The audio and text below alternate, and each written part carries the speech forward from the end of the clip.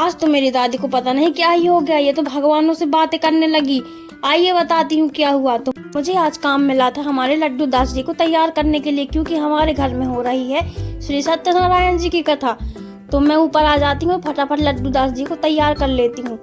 वैसे तो नए कपड़े पहनाने थे, पर इन लोगों ने कहा कि दीदी जो पहने वही बहुत अच्छे लग रहे हैं तो पहने रहने दो, और फिर इन्हें लाके नीचे बिठाल दिया जाता है। यहाँ ये सब पे सब बैठकर पंडित जी का इंतजार कर रहे हैं, क्योंकि आज इंतजार करते करते 12 के 4 हो गए और यहाँ पंडित का पता ही नहीं चला। और मेरी दादी भगवान से कहती है, भगवान आज तो गजबही कर दो, एक तो उपासी और ऊपर से पंडित अब तक नहीं आओ।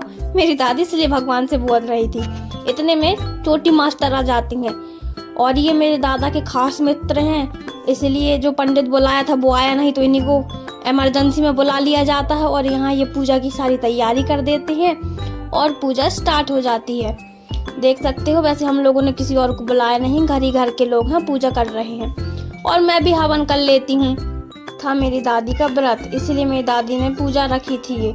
और फिर उसके बाद हम लोग कर लेते हैं आरती, और आरती के बाद मैं मेरी दोनों बहनों को ले जाती हूँ एक ट्रीट देने के लिए छोटी सी। हम लोग क्योंकि घर में बहुत बोर हो गए थे, इसलिए हम लोग आ जाते हैं मोमोज खाने, और मोमोज के बाद हम लोग लस्सी भी पी लेते हैं। इतनी गर्मी में लस्सी नहीं पिया तो क्या पिया। और फिर आ जाते हैं हम तीनों घर, और अपना ब्लॉग करती हूँ यहीं एंड। अच्छा लगा तो like and subscribe. Radhe Radhe.